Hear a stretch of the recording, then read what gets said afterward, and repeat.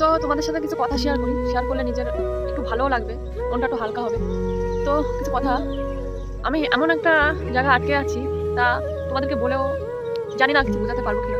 জানি ভিডিওটা অনেকে দেখবে, দেখার পরে অনেক অনেক মন্তব্য করবে। তো ওই কথা ভেবে ভেবেই এতদিন কাটিয়েছি।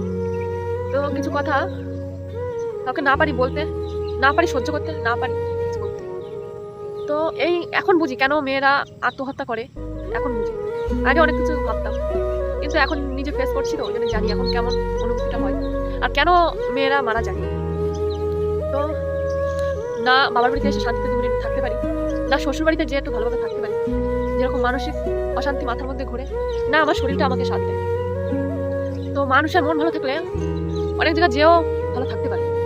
তো এমন একটা মানুষকে বিয়ে করেছি, সেই মানুষটা ভাবি যে সে থাকে বাইরে বাইরে, তাতেও দুঃখ ছিল না, মেনে নিয়েছি। ফোন করি, ফোন করার পরে তার ভালো লাগলে সে কথা বলে, ভালো না লাগলে সে কথা বলে না।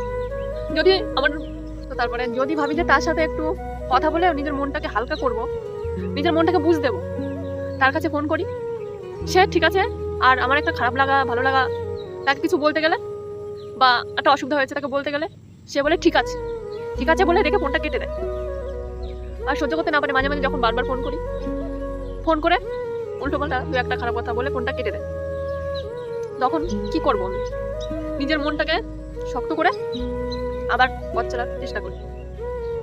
ভগবান জানি আমাকে, আমার 2টো ছেলে হয়েছে, তাদের মুখের দিকে তাকিয়েই এখন আপাতত বেঁচে আছি।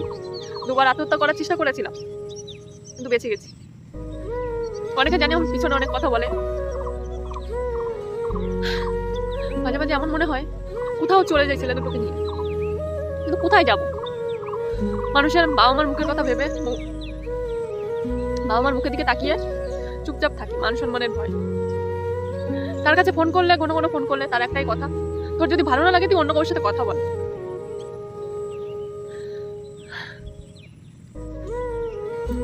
তার একটাই কথা, তোর যদি ভালো না লাগে তুই অন্য কারোর সাথে কথা বল। যখন একটা মেয়ে খারাপ হয়, তার দোষ হয়, সে খারাপ কাজ করেছে, তার পিছনের হাতটা কার আছে সেটা কেউ হাতিয়ে দেখে না, সে কেন এই কাজটা করতে বাধ্য হয়েছে। এমন পরিস্থিতি, না পারি গিলতে, না পারি উগরাই ফেলতে, কি করব? গরিব ঘরে জন্ম নিয়েছি, অসহায় অসহায় মানুষ একটা কথা জানবে, যার কেউ নেই, ভাবি তার ভগবান আছে, এইটা মনের মধ্যে মনকে বুঝিয়ে থাকি। মাঝে মাঝে মনে হয় মরে যাই, মরে গেলে হয়তো বেঁচে যাবো। এখন ভাবি মরে গেলে হয়তো আমার ছেলে দুটোকে কে দেখবে, ভাবি কি অনেক দূরে চলে যাই।